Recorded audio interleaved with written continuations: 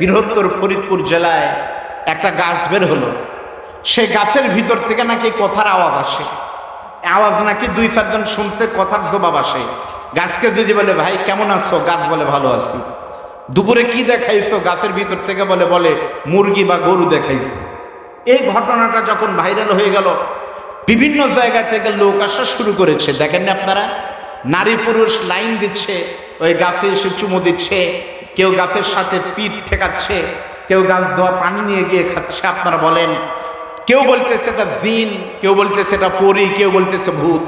আর যাই হোক না কেন, জিন পরীর গ্যারান্টি নাই, কিন্তু আল্লাহ ছাড়া কেউ যদি কোনো গাছের কাছে, কোনো মাছের কাছে কোনো কিছু চায়, কোরআন আর সুন্নাহ প্রমাণ করতেছে এটা 100% খাঁটি শিরক। ধরে বলেন কথা ঠিক না ব্যাপার? মনে রাখবেন, ক্যান্সারের অ্যান্সার আছে, কিন্তু শিরকের কোনো অ্যান্সার নাই। ইন্না শিরকা লাযুলমুন আযীম, আলেম ওলামা আছেন। ইন্না হলো হরফে মুসাব্বাবিল ফাইল, ইন্না, আন্না, কাআন্না, লাকিন্না, লাইতা, লাআল্লাহ। কোন আয়াতের শুরুতে যদি থাকে অবশ্যই, আবার শেষে হলো আজিম, অবশ্যই বড়। তার মানে তাকিদ দিয়ে আল্লাহ বলতেছেন অবশ্যই সবচাইতে বড় গুনাহ হলো শিরকের গুনাহ। ধরে বলেন নাউযুবিল্লাহ। এটাকে যখন ভাইরাল করা হলো, এরপরে কি হলো, একজন বলতেছে না এটা সত্য। কিভাবে বলতেছে? স্বপ্নে একজন দেখছে এই গাছের ভিতরে একটা জিন আছে, এই জিনের কাছে এসে গাছের কাছে যা চাবে তাই আল্লাহ পূরণ করবে। স্বপ্নে দেখছে। আচ্ছা বলেন তো, ওই লোকের স্বপ্ন যদি সত্য হয়, তারপরেও কি বলেন এটার কাছে যাওয়া যাবে? ওই মানুষের স্বপ্ন দেখা সত্য, জিন হয়তো দেখাইছে, কিন্তু মানুষের স্বপ্ন কোনোদিন সত্য হয় না। প্রমাণ করতেছে পবিত্র কোরআনের সূরা সাফফাতের আয়াত। হযরত ইব্রাহিম নবী ইসমাইলকে বলতেছে, বাবা আমি রাতের বেলা দেখলাম, ক্বালা ইয়া আবাতি ইফআল মা তুমার সাতাজিদুনি ইনশাআল্লাহু মিনাস সাবিরিন। বাবা আপনি স্বপ্নে যেটা দেখছেন, আমাকে আপনার ধৈর্যশীল হিসাবে পাবেন, আপনি জবেও করেন। আচ্ছা বলেন তো, ইব্রাহিম নবী স্বপ্নে দেখে সন্তানকে জবে করলো, তার মানে নবীদের স্বপ্ন 100% সত্য। শয়তান নবীদের সুরত নিতে পারে না, স্বপ্নে দেখাতে পারে না। নবীদের স্বপ্ন 100% সত্য। উম্মতের স্বপ্ন কি সত্য হতে পারে? আপনাদের জানা দরকার। তাফসির মাঝারির ভিতরে আল্লামা সানাউল্লাহ পানিপতি রাহমাতুল্লাহ আলাইহি বর্ণনা করেন, নবীদের স্বপ্ন শতকরা 100% সত্য। বলেন কয় পার্সেন্ট সত্য? আর উম্মতের স্বপ্ন 3 প্রকার। আপনাদের মুখস্থ করতে হবে। আপনাদের এই ওয়াজটা শুনলে কোনো হুজুরের কাছে স্বপ্নের তদবির নেওয়ার যাওয়ার দরকার নেই। আজ থেকে আপনিই হুজুর হতে পারবেন। আমরা যে স্বপ্ন দেখি, উম্মতের স্বপ্ন 3 প্রকার। বলেন কয় প্রকার? 1 নম্বর হলো খেয়ালি। 1 নম্বর কি বলেন? খেয়ালি। 2 নম্বর হলো রহমানি, আর 3 নম্বর হলো শয়তানি। 1 নম্বর কি? খেয়ালি। খেয়ালি কাকে বলে? এই যে বক্তারা ওয়াজ করতেছে, আপনারা দেখেছেন, এই যে বক্তাদের এটা কিন্তু দিনের বেলা যা বলে, রাতের বেলা তার একটা খেয়াল। কিন্তু আমার মনে আছে, আমি দাখিল আলিম পরীক্ষা দিয়ে বগুড়াতে একটা মেসে ছিলাম। আমার রুমমেট ছিল একটা দোকানদার। তা আমি দেখতাম রাতের বেলা যখনই জায়গা পাইতাম, ওই লোকটা মাঝে মাঝে বলতো, ভাই শেষ কথাটা বলে দেন, আপা কত দিবেন বলেন, আর একটু হলেই দিয়ে দিব। তা আমি মাঝে মাঝে বলতাম, মানিক ভাই স্বপ্নের ভিতরে কোনোদিন আপনি এই কথা ছাড়া বলেন না, শেষ কথা বলে দেন, আপা বলেন আর কত দিবেন। কারণটা কি? বলে ভাই সকাল 9টা থেকে রাত 9টা পর্যন্ত মালিক বসে থাকে, আমরা 2 কর্মচারীর জেকের একটাই, ভাই কত দিবেন? 500, আর কিছু দেন, শেষ কত পারবেন? লাভ হলে দিয়েই দিতাম। এই বলতে বলতে পরিস্থিতি এইরকম। এখন ঘুমের ভিতরে দেখে আপা আসতেছে, আমরা বলতেছি, এর নাম হলো খেয়ালি। এর নাম কি বলেন? রহমানি কি? রহমানির স্বপ্ন হলো আপনি দেখতেছেন আপনি কাবা শরীফ জিয়ারত করতেছেন, তার মানে আল্লাহ আপনাকে দেখাচ্ছে, বান্দা আমি চাই তুমি হজে যাও, হজের নিয়ত করবেন। এর নাম হলো রহমানি, আল্লাহ দেখায়। আর শয়তানি কি? শয়তান বলতেছে অমুক পীরের মাজারে গিয়ে যদি একটা খাসি বা গরু দিয়ে মানত করে তাবারক দিয়ে ঢোল পিটায় এই করতে পারো, তাহলে তুমি 3 কোটি টাকার মালিক হবে। এই গাছের ভিতরে জিন আছে, জিনের কাছে গিয়ে চাইলে তোমার পেটে বাচ্চা আসবে। যত টুপি মাথায় দিয়ে স্বপ্নে দেখেন, যেই স্বপ্নে দেখাক, ইসলাম বিরোধী, কোরআন বিরোধী, শিরক আর কুফরযুক্ত কোনো যদি স্বপ্ন হয়, আল্লাহর কসম এটা শয়তান দেখায়, এটা শিরক, এটা মেনে নিলে তার ঈমান থাকবে না। জোরে বলেন কথা ঠিক না ব্যাঠিক? এরপরে প্রশাসন কি করেছে? সঙ্গে সঙ্গে প্রশাসন গাছটা কেটে দিয়ে বাংলাদেশের মানুষকে শিরক থেকে বাঁচিয়েছে। তাহলে আমাদের কি ইসলাম শিখাইলো? হযরত ইব্রাহিম নবীর প্রথম শিক্ষা, আর যাই করি না কেন অবশ্যই আমাদেরকে শিরক বাদ দিতে হবে। করে বলেন কথা ঠিক না ব্যাটে? প্রিয় ভাইয়েরা, আপনাদের আলোচনা আমার আগের বক্তা করেছে, পরের বক্তা করবে, আমি দু একটি ইমানের কথা, তাওহীদের কথা একটু বলে দিতে চাই, বিরক্ত হবেন? দ্বিতীয় নম্বর কথা হলো এই যে আল্লাহর প্রতি বিশ্বাস, শিরক মুক্ত জীবনযাপন আমাদেরকেও করতে হবে। এই শিরক মুক্ত হতে হবে ব্যক্তিগত পর্যায়ে, পারিবারিক, সামাজিক, রাষ্ট্রীয় পর্যায়ে পর্যন্ত। ধরে বলেন কথা ঠিক না ব্যাটে? মনে রাখতে হবে খায়রিহি ওয়া শাররিহি মিনাল্লাহি তাআলা, ভালো এবং মন্দের একমাত্র মালিক কে? ধরে বলেন কে? এটাই যদি হয়, তাহলে আমরা যদি মনে করি অমুক দেশের সাথে সম্পর্ক না রাখলে আমাদের বাংলাদেশ টিকবে না, এটা ইমানের কথা হতে পারে না। তাকিয়ে দেখেন বাংলাদেশ আর তাকিয়ে দেখেন আফগানিস্তানের দিকে, আপনারা আশ্চর্য হবেন। আমি তথ্য দিয়ে দুটি কথা বলে এই দিকে তাকান। আফগানিস্তান একটি গরিব দেশ ছিল। যুদ্ধে আফগানিস্তানের এমন একটা ঘর ছিল না যে ঘর দাঁড়িয়েছিল, তছনছ করে দিয়েছিল আমেরিকা। আমেরিকা সর্বশেষ এমনভাবে পালালো, প্লেনে দেখেছেন ঝুলতে ঝুলতে তারা আমেরিকায় চলে গিয়েছে। আফগানিস্তান শয়তান মুক্ত হলো। আফগানিস্তানের সবচাইতে বেশি চাষ হতো আফিমের চাষ হতো, আফিম, গাঁজা এগুলো চাষ হতো আন্তর্জাতিকভাবে। আফিম আর এগুলো মদের বীজ, আফগানিস্তানে যে মদের বীজ তৈরি হতো সারা পৃথিবীতে এত দামি মদ আর আফিম পৃথিবীর কোনো দেশে উৎপাদন হতো না। কোটি কোটি না হাজার হাজার কোটি টাকা তার এখান থেকে পেত। কিন্তু মোল্লারা যখন ক্ষমতায় আসে, মদ হারাম, সঙ্গে সঙ্গে রাষ্ট্রীয়ভাবে পুরো এলাকার মদকে নিষেধ করে দিয়ে মরুভূমির এলাকায় তারা মদ আর আফিম ট্রাক্টর দিয়ে তছনছ করে দিয়ে তারা ঘোষণা দিল আমরা বেদেনা আর ডালিম লাগাবো। মরুভূমির ভিতরে ডালিম হওয়ার কথা না এত, তারপরে লাগানোর পরে রেকর্ড হয়েছে গত 500 বছরের ভিতরে পৃথিবীর কথায় এত ডালিম হয়নি। যেখানে হওয়ার কথা না সেখানেও হয়েছে। তার মানে মদের পরিবর্তে, আফিমের পরিবর্তে ইসলাম মেনে নেওয়ার কারণে বরকতের দরজা খুলে দিয়েছেন যিনি, আপনাদের বলতে হবে তিনি কে? এই আফিম বাদ দিয়ে ডালিম থেকে একটা জুস তৈরি হচ্ছে, নাম হলো সাফা কলা, পামির কলা। বাংলাদেশে চলে এসেছে। আপনারা আফগানিস্তানের পণ্য কিনে খাবেন, কোকো কোলা, পেপসি এগুলো মুসলমানরা খাবে না। জোরে বলেন কথা ঠিক না ব্যাঠি? প্রিয় ভাইরাই, আমাদের বাংলাদেশ আমরা দেখেছি ভারতের সঙ্গে, আমি দেখেছি লাইভে আব্দুল সালাম যুক্তিবাদী ভাই ভারতকে যেভাবে সাইজ করেছে, ভারত থেকে শুরু করে জল্লাদ কোসাই পর্যন্ত কেউ বাদ যায়নি তার কাছ থেকে, আলহামদুলিল্লাহ। আমি শুধু এইটুকুন বলতে চাই, ভারত যদি আমাদের বন্ধু হবে, মাত্র গত মাসে আমি ইন্ডিয়া থেকে সফর করে আসলাম, ওরা বাংলা ওয়া মাহইয়ায়া ওয়া মামাতি লিল্লাহি রাব্বিল আলামিন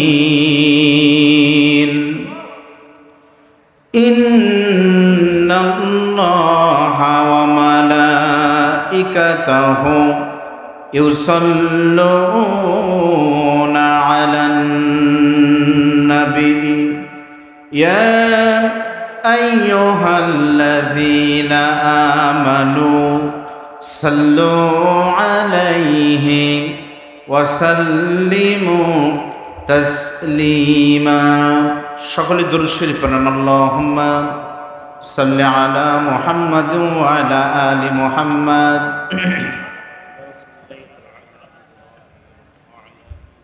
আল্লাহুম্মা বারিক আলা মুহাম্মাদ ওয়া আলা আলি মুহাম্মাদ।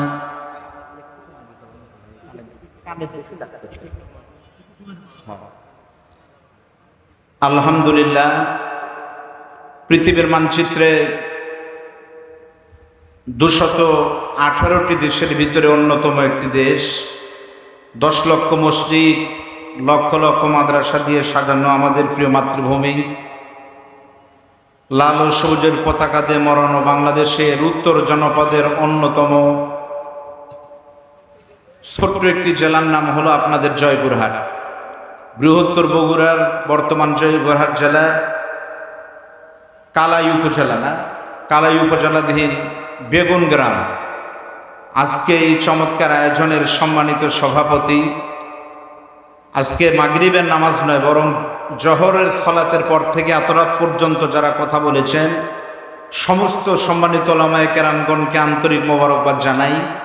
বিশেষ করে আমার পূর্বে যিনি আপনাদের সামনে কথা বলেছেন, আমার স্নেহধন্য সারা বাংলাদেশে পরিচিত মাওলানা আব্দুল সালাম যুক্তিবাদী, মঞ্চ উপবিষ্ট অত্র এই ওয়ার্ডের সম্মানিত মেম্বার সাহেব, ডানে বসে আমার স্নেহাস্পদ মাওলানা মেহেদি হাসান এবং এ মাহফিলের যিনি আয়োজক, আপনাদের সহযোগিতা আয়োজন করেছে আমার স্নেহের ছোট ভাই মাওলানা আয়ুব আলী আনসারী, এবং সর্বোপরি আপনাদের একটু পরেই যিনি এসে দীর্ঘদিন পরে আপনাদের সামনে কোরআন এবং হাদিস থেকে আলোচনা করে দোয়ায় শরীক হবেন করবেন, সারা বাংলাদেশে পরিচিত বক্তা, এদেশের মাটি ও মানুষের প্রিয় মুখ আলহাজ মুফতি মাওলানা ফজলুর রশিদ সাহেব, আতাল্লাহু উমরহু ওয়া বারাকাল্লাহু ফি হায়াতি। আমরা সকলে বলি আল্লাহুম্মা আমিন। এই মুহূর্তে আমার সামনে বসা কোরআন পাগল মুসলমান ভাইয়েরা, পর্দার অন্তরালের মা এবং বোনেরা, বাংলাদেশের বিশেষ করে উত্তরবঙ্গের বিভিন্ন জায়গা থেকে আগত আমাদের মিডিয়ার ভাইয়েরা, সোশ্যাল মিডিয়া যারা বিভিন্ন চ্যানেল পেজের মাধ্যমে ইসলামের প্রচার প্রসার করে থাকেন, সবাইকে আন্তরিক মোবারকবাদ জানিয়ে আপনাদেরকে নিয়ে আমি আল্লাহ পাকের দরবারে শুকর করি যে আল্লাহ তাআলা এমন একটি পরিবেশ দান করেছেন, এই মাসে এই দিনে বৃষ্টি হবে, এটাই খুব স্বাভাবিক কথা। তারপরে তাকিয়ে দেখেন এত নিট অ্যান্ড ক্লিন একটা পরিবেশ আল্লাহ দান করেছেন, তার মানে আল্লাহ নিজেও চাচ্ছেন বেগুন গ্রামের মাহফিলটা আল্লাহর দরবারে কবুল হোক, এটা কিন্তু আল্লাহ চাচ্ছেন। আলহামদুলিল্লাহ যে আল্লাহ তাআলা আমাদেরকে এত সুন্দর পরিবেশ করলেন, আমরা সকলেই বলি আলহামদুলিল্লাহ। দরুদ এবং সালাম পেশ করি নবীজির প্রতি, আমরা সকলেই মহব্বত নিয়ে বলি সাল্লাল্লাহু আলাইহি ওয়াসাল্লাম। আপনারা সকলেই কেমন আছেন? আরবিতে একটা কথা আছে, কুল্লু জাদিদিন লাযীজুন, প্রত্যেকটি নতুন জিনিস আকর্ষণীয় হয়, নতুন খাবার স্বাদেও ভালো লাগে। আজকে মাহফিলে কিন্তু সব বক্তারাই নতুন আপনাদের কাছে, দুই একজন ছাড়া। আমিও আপনাদের সামনে নতুন বক্তা, সশরীরে আপনাদের দিকে ওয়াজ করেছি। ইটাইল মনে হয়, ইটাইল নাকি পাশের গ্রাম, এদিক সেদিক মাহফিল বহুত হয়েছে, অসুবিধা নাই। আমি আপনাদের সামনে অল্প কিছু কথা বলতে চাই, আমাকে কি সেই সুযোগ দিবেন আপনারা? আমার আগের বক্তা বলেছে যে আজকের মাহফিলের ওয়াজ শুরু হবে কিন্তু শেষ হবে না। কেন? এক বক্তা শেষ না হতেই পরে আজরাইল এসে খাড়া, এক বক্তার পরে আরেক বক্তা আজরাইল এসেছে, আসবে, কিন্তু আমার পরে আজরাইল আসবে না। আলহামদুলিল্লাহ, আমার পরে জামাইয়ের পরে শ্বশুর আসবে, আজরাইল আর আসবে না। এখন অনেকে টেনশন দেয়, আসলে কি বদরুল হুজুর আসছে? আমার কানেই কথা এসেছে, হুজুর কি এসেছে? আপনারা বলেন তো, আপনাদের মাননীয় এমপি মহোদয় যদি এই গ্রামে আসে, বেগুন গ্রামে এসেছে, তার প্রমাণ কি? এমপির সামনে যদি পুলিশের গাড়ি ঢুকে পড়ে, এমপির গাড়ি আসেনি, পুলিশের গাড়ি পৌঁছে গেছে, তাহলে আপনার ধরে নিতে হবে এমপির গাড়ি না, পুলিশের গাড়ি যেহেতু এসেছে, পিছনে অবশ্যই এমপির গাড়ি থাকাই স্বাভাবিক। আজকের মাহফিলে এত বক্তা, সব বক্তা হুজুরের ভাতিজা তারা, তারা যেহেতু এসেছে, আমরা যেহেতু এতজন এসেছি, পিছনে অবশ্যই হুজুর আছে। আপনার মেহেরবানি করে বসে। এই যে জহরের পর থেকে বক্তারা ওয়াজ করলো, বলেন তো ভাই, সত্য কথা বলবেন, সমস্ত বক্তা একই কোরআন থেকে ওয়াজ করলে একই স্টেজে, আপনারা বলেন তো, এখানকার ওয়াজ কিন্তু আপনারা শুনতেছেন, কিন্তু আমি কিন্তু জানি না যে আমার আগের বক্তা কি ওয়াজ করছে, এটা কিন্তু আমরা দূর থেকে বুঝতে পারিনি, শুনতে পারিনি। তারপরে আমি এইটুকুন চ্যালেঞ্জ দিয়ে বলতে পারি, এইটুকুন সত্য না শুনলে কি হবে, যত বক্তা কেন ওয়াজ করেছে 15-16 জন, কোনো বক্তার আলোচনার সঙ্গে কোনো বক্তার আলোচনার মিল 100% হবে না। ধরে বলেন কথা ঠিক না বেঠি? এটাই কোরআনের মুজিজা, যার কোনো পরিবর্তন নাই, কোনো বিরক্ত হবে না, মিলবেও না, পরিবর্তন হবে আলোচনার, কিন্তু কোরআনের মূলটা ঠিক থাকবে। সুবহানাল্লাহ বলেন। আল্লাহ রাব্বুল আলামিন বলেন, قُلْ لَوْ كَانَ الْبَحْرُ مِدَادًا لِكَلِمَاتِ رَبِّي لَنَفِدَ الْبَحْرُ قَبْلَ أَن تَنفَدَ كَلِمَاتُ رَبِّي وَلَوْ جِئْنَا بِمِثْلِهِ مَدَدًا। আল্লাহ পাক বলেন, সারা পৃথিবীর সমস্ত সাগরের পানি যদি কালি হয়, আর তাই দিয়ে যদি কোরআন লেখা শুরু হয়, লিখতে লিখতে সমস্ত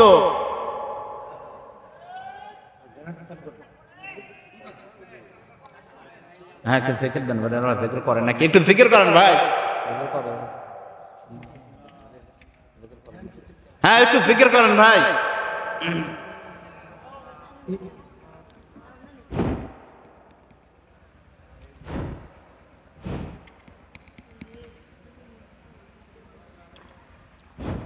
জি ভাই, হ্যালো,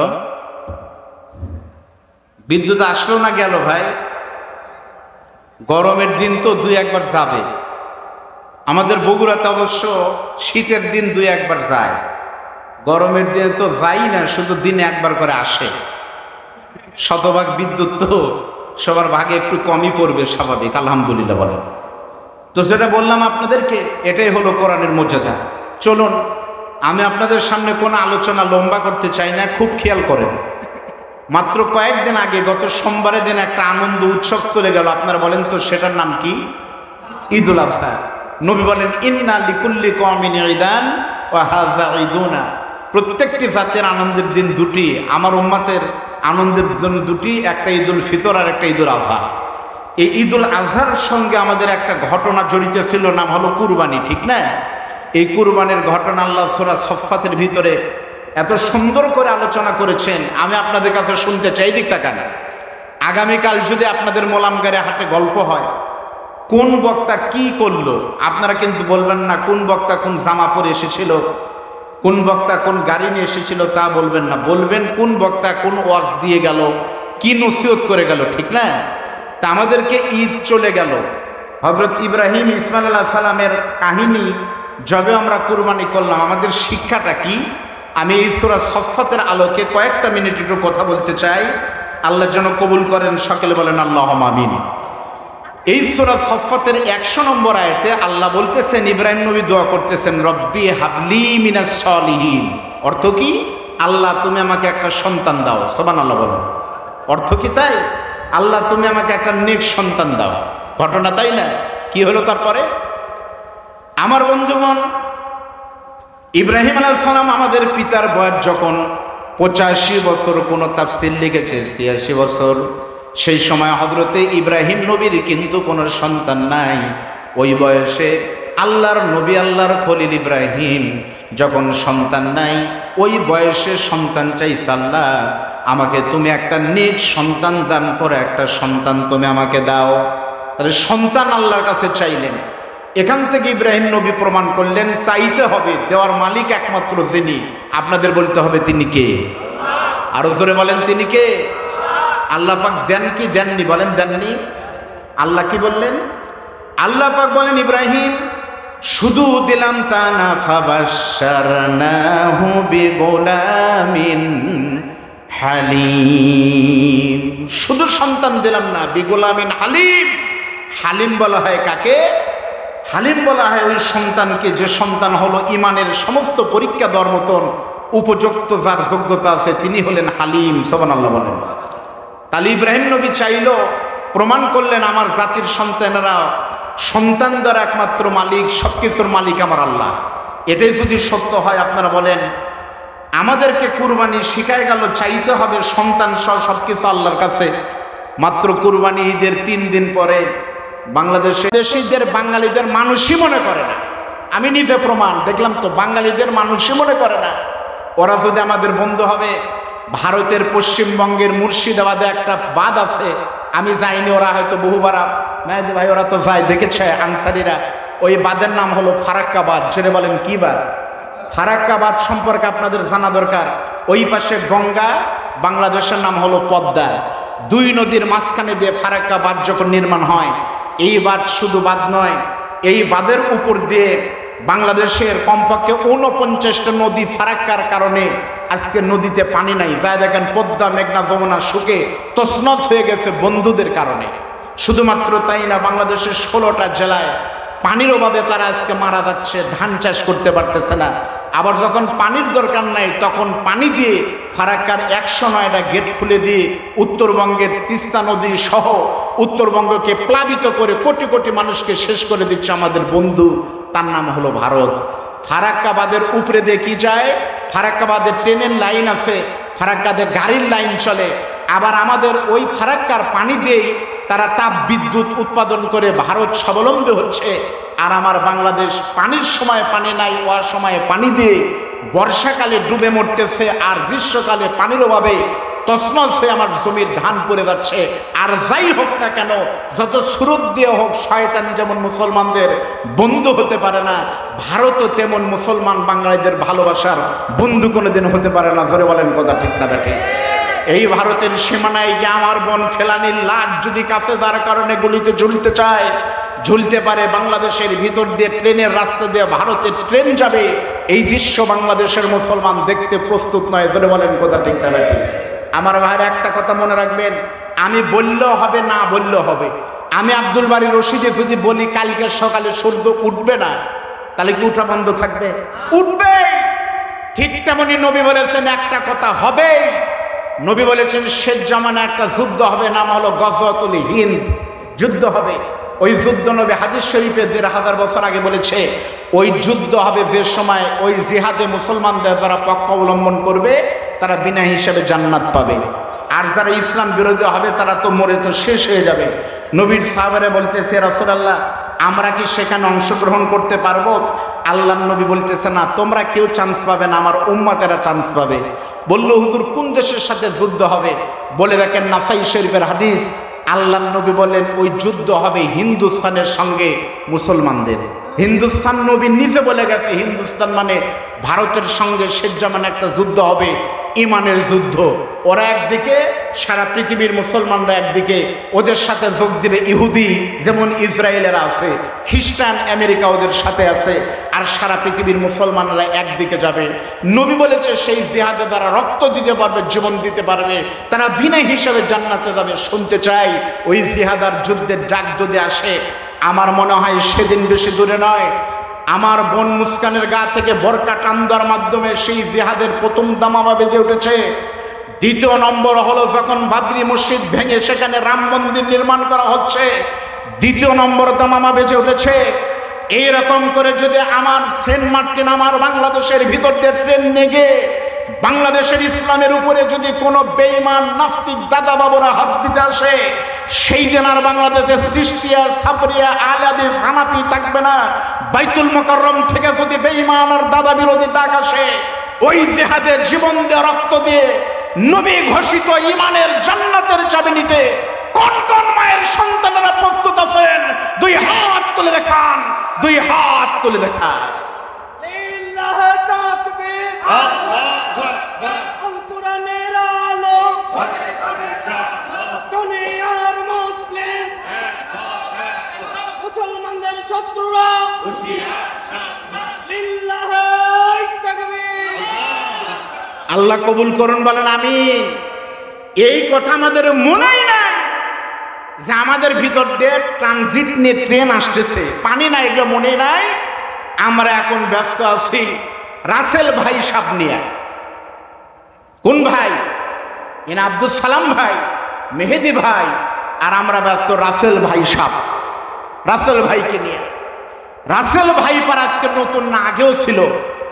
হঠাৎ করে কেন রাসেল ভাই পার এত ভাইরাল হলো? কারণ কি? ধরে বলেন কারণ কি?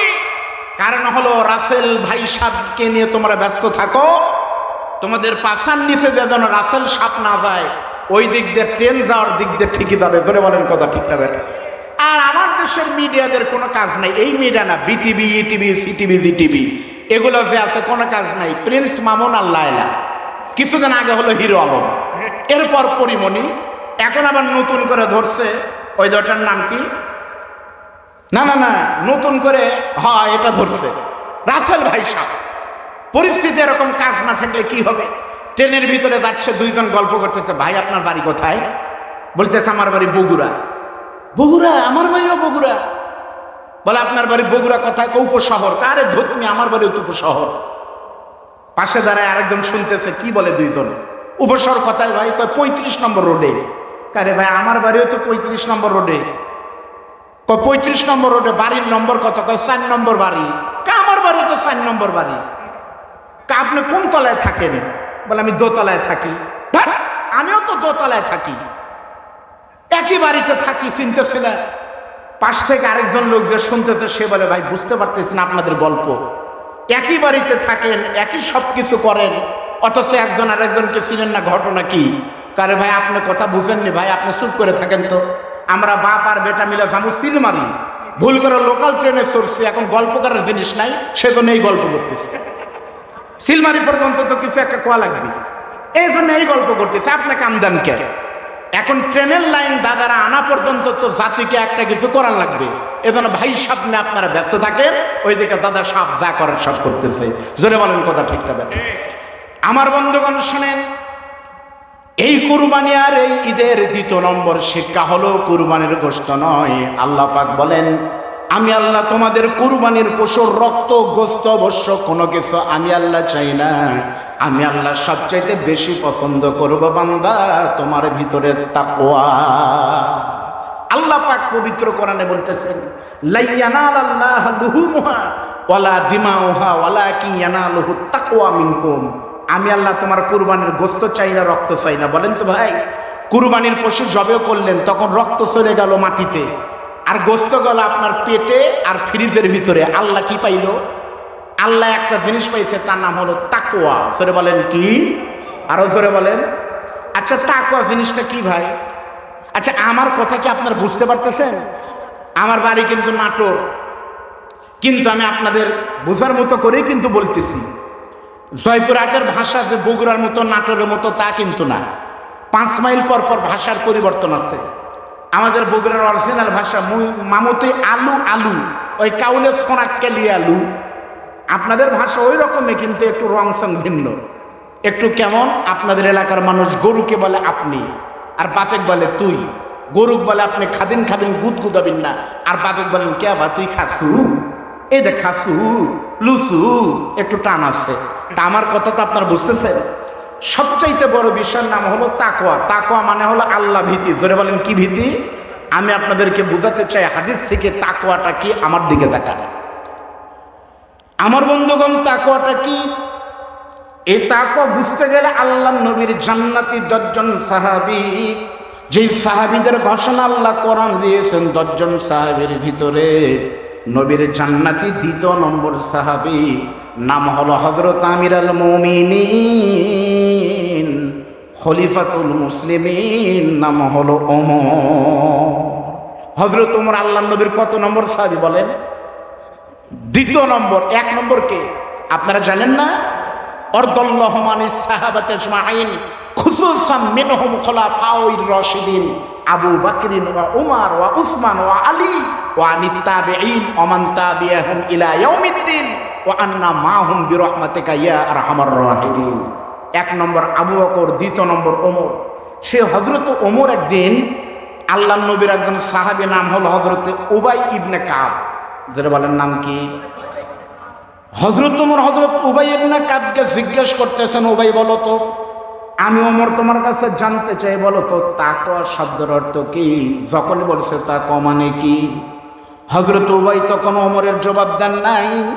হযরত ওমরকে তখন ডাক দিয়ে বলতেছে, আমিরুল মুমিনিন, ও খলিফাতুল মুসলিমিন, তাকওয়া শব্দের অর্থ কি আপনি আমাকে বলেছেন, বলেন তো। তার আগে আপনি ওমর কোনোদিন মরুভূমির ভিতর দিয়ে এমন একটা রাস্তা, যে রাস্তার ভিতরে চতুর্দিকে অন্ধকার, একেবারে কণ্ঠকাঠিন্য একটা সরু পথ, 2 দিক দিয়ে কাঁটা গোলমযুক্ত রাস্তা, এরকম রাস্তা কি কোনোদিন আপনি দেখছেন নাকি? হযরত ওমর বলতেছে, উবাই রে, এরকম রাস্তা শুধু দেখিনি, আমি ওমর এই রাস্তা দিয়ে পার হয়েছি। সঙ্গে সঙ্গে আল্লাহর নবীর সাহাবী উবাই বলতেছে, কেমনে গেলেন? ওমর বলতেছে, আমি সেই দিক দিয়ে যাওয়ার সময় খুবই সাবধানে জামা ধরে গেছি, যেন করে মরুভূমির কাঁটা, পাহাড়ি কাঁটা আমার শরীরে না বাঁধে, আমাকে যেন ক্ষত বিক্ষত না করে, সাপ পোকা কামড় না দেয়। ওই রাস্তা দিয়ে খুবই সাবধানে আমি চলে গিয়েছি। হযরত উবাই ইবনে কাব বলে, ওমর রে, মরুভূমির ভিতরে রাস্তা দিয়ে যেমন ভাবে আপনি পথ চলেছেন, এই পৃথিবীতে আল্লাহর বান্দারা জন্ম নিবে, দুনিয়াতে সুদ থাকবে, ঘুষ থাকবে, অন্যায় থাকবে, রাহানাদানি থাকবে, এত কিছুর ভিতর দিয়ে আল্লাহর যে বান্দারা দেখে শুনে সুন্দরভাবে তাকওয়ার উপরে, কোরআন এবং সহিহ সুন্নাহর উপরে জীবন গড়বে, তাদেরকে তাকওয়া বলা হবে। তাকওয়া মানে হলো এরকম সুদ ঘুষ সব থাকবে, তার ভিতর থেকে চলতে হবে সাবধানে। আমার বাংলাদেশে এমন গরিব মানুষ বহু আছে, যারা হালাল টাকার জন্য গত 1 সপ্তাহ আগে কুরবানি দিতে পারেনি, এমন ঘটনা বাংলাদেশে আছে। অথচ সেই বাংলাদেশে কুরবানির ঈদকে সামনে নিয়ে সরকারের একজন কর্মচারী, এনবিআর সরকারের একটা প্রতিষ্ঠান, রাজস্ব প্রতিষ্ঠান, সেই প্রতিষ্ঠানের সর্বকর্তা চেয়ারম্যান মহোদয়, যিনি এনবিআর এর চেয়ারম্যান জনাব মতিউর রহমান সাহেবের কলিজার টুকরার সন্তান ইফাত 15 লক্ষ টাকা দিয়ে একটা খাসি কিনে কোরবানি দেওয়ার জন্য কিনেছে। একটা খাসির দাম 15 লক্ষ টাকা, আপনারা হয়তো আজকে শুনেছেন, শুনতে পারেন। একটা গরুর দাম 20 লাখ 50 লাখ। আরেকজন বলতেছে গরুর দাম 1 কোটি টাকা। কয় ভাই গরুর দাম 1 কোটি টাকা কেমনে হয়? কারণ গোস্ত দিয়ে হয় না। এই গরুর দাদার দাদা, তারা সেই সম্রাট শাহজাহানের বংশ। এই গরুর বাপ কফি ছাড়া খায়নি। এই গরু সেই গরু, যে গরু লাখ সাবান ছাড়া গোসল করে না। এরকম বলে একটা গরুর দাম 1 কোটি টাকা বাংলাদেশে বিক্রি হচ্ছে। আমরা জানতে চাই, বাংলাদেশে মাননীয় প্রধানমন্ত্রীর বেতনও 2 লক্ষ টাকার উপরে নয়। সাংবিধানিক বেতন, রাষ্ট্রীয় বেতন, সরকারি বেতন। আমিও সরকারি চাকরি করি, বেতন কত আমরা জানি। চেয়ারম্যান সাহেবের সরকারি ভাতা পায় কত পায় বলে দেখেন। সেই জায়গায় এনবিআর একজন চেয়ারম্যান যদি বছরে 1 কোটি টাকার কোরবানি দেয়, বলতে হবে কাদের টাকায় কোরবানি হচ্ছে। দুদকের মাধ্যমে তাদের স্পষ্ট পরিচয় বাংলাদেশের জনগণের সামনে ক্লিয়ার করতে হবে। ধরে বলেন কথা ঠিক না বেঠিক? তাদের নামের তালিকা হয় না। এখন ধরা পড়ার পরে এনবিআর এর চেয়ারম্যান বলতেছে এই ছেলে আমার না। তাহলে ধরা পড়ার পরে দুনিয়াতেই যদি বাপ ছেলেকে অস্বীকার করে, কিয়ামতের দিন পীর সাহেব মুরিদের পরিচয় কেমনে দিবে? ধরে বলেন কথা ঠিক না বেঠিক? নিজের পরিচয় দিতে হবে। একটা কথা বলে অনেকে ভাবে কিয়ামতের দিন হয়তো আল্লাহ বলবে মাওলানা বজরুল রশিদ সাহেবের সাথে ফ্রেন্ড যারা ছিলেন ফেসবুকে, তারা এই গেট দিয়ে জান্নাতে যাবে। তাই হবে? অমক পীরের মুরিদ যারা, তারা আপনারা বটতলী থেকে জয়পুরহাট যান, সেখান থেকে জান্নাতের 6 নম্বর গেট দিয়ে ঢুকেন। তাই হবে? কোরআন বলতেছে ইকরা, পড়ো। আমল নামা, কিতাব আঁকা, তোমার কিতাব। পড়ো মানে কয়জন? একজন। ডাক্তারের কাছে গেলে যেমন এক এক করে ডাক্তার রোগী দেখে, কিয়ামতের দিন এক এক করে হিসাব দিতে হবে। কেউ কারো হিসাব দিতে পারবে না। জোরে বলেন কথা ঠিক না বেঠিক? সঙ্গে সঙ্গে আজকে পত্রিকায় দেখলাম সেই লোকটা এনবিআর এর চেয়ারম্যান মাথা নাড়িয়ে করে নাকি ইন্ডিয়াতে পালায় গেছে।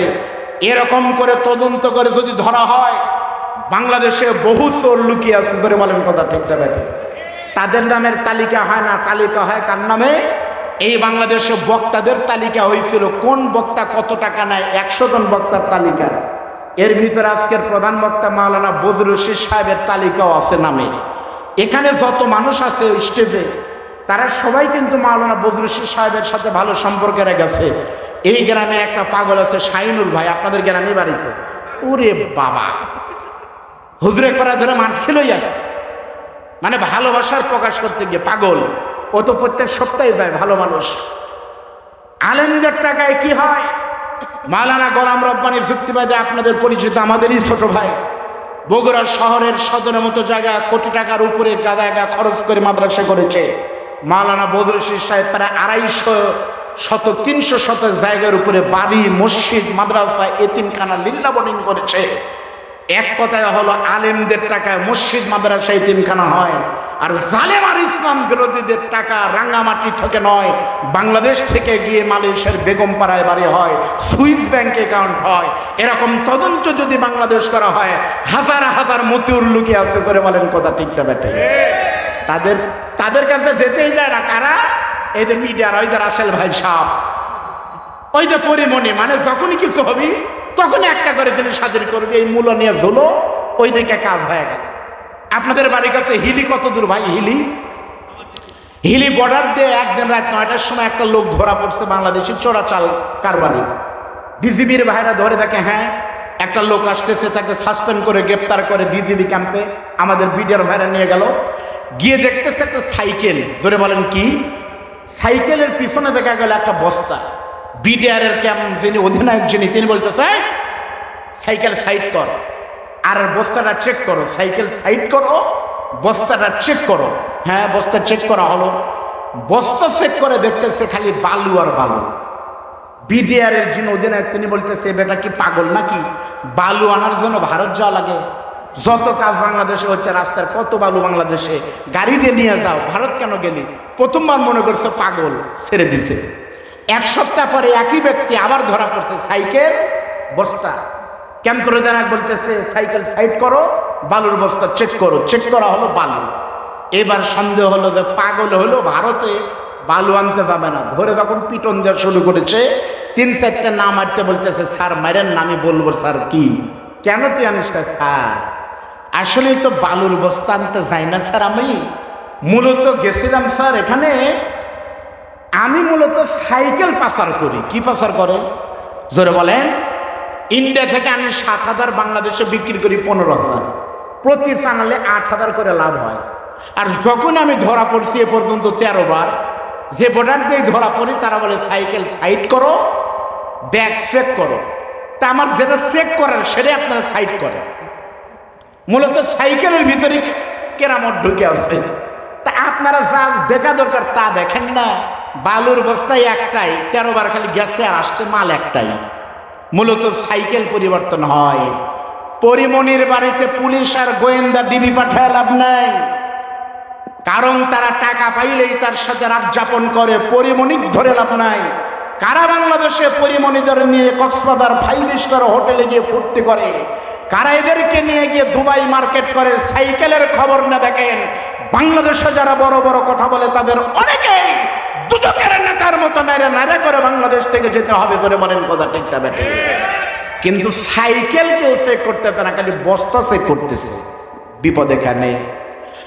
আল্লাহ নবীর সাহেব হযরত উবাই বলতে, আমিরুল মুমিনিন আপনি যে পরিচয় দিলেন তাকওয়ার নাম হলো তাকওয়া। তাকওয়ার সন্তান সম্পদ কেমন হয় দেখেন। হযরত ইব্রাহিমকে বাবা ইসমাইলকে ইব্রাহিম বলতেছে, বাবা ইব্রাহিম আমি তোমাকে জবেও করতে চাই, তোমার মতামত কি? এখান থেকে খালি ওয়াসনা কুরবানি তো নয়, সঙ্গে সঙ্গে ইসমাইল তখন বলতেছ না আমার কলিজার টুকরা বাবা, সত্যি যদি আপনাকে আমাকে জবেও করতে চান কোনো সমস্যা নাই, সাতাজিদুনি ইনশাআল্লাহু মিনাস সাবিরিন, অবশ্যই আপনি আমাকে ধৈর্যশীল হিসাবে পাবেন। বলেন সুবহানাল্লাহ, লিল্লাহি তাকবীর। প্রিয় ভাইরা, জি আপনাদের এখানে আমি দেখলাম এখানে তাকবীর দেওয়ার দায়িত্ব নিয়েছে আমার এক ছোট ভাই সাইদি, যত তাকবীর সে দিচ্ছে। আচ্ছা আপনারা কিভাবে বসেছেন? এই পাশে আলে হাদিস, এই পাশে হানাফি, ওই পাশে পীরপন্থী। ওরা তাকবীর দিলে আমরা ধরবো না, আমরা দিলে তা ধরবো না। তাই কি আপনারা ধরেছেন না? আপনারা এক হয়েছে। পীর মাসে কওমি আলিয়া সব আমরা আজকে এক হয়ে গেছি। ধরে বলেন ঠিক না ভাই?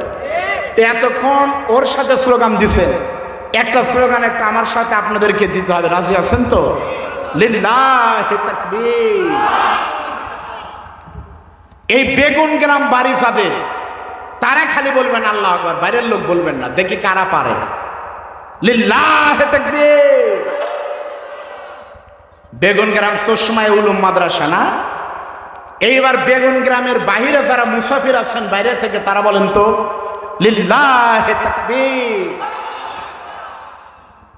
বুঝা গেল না বারে কারা পারলো? এবার সবাই মিলে একটা হাত তোলেন, সবাই মিলে হাত তোলেন, সবাই মিলে তোলেন। এক তাকবীর দিবেন। একটু হাতটা একটু নাড়ান তো ভাই, অনেকক্ষণ ঝেমে গেছেন, একটু নাড়ান। লিল্লাহি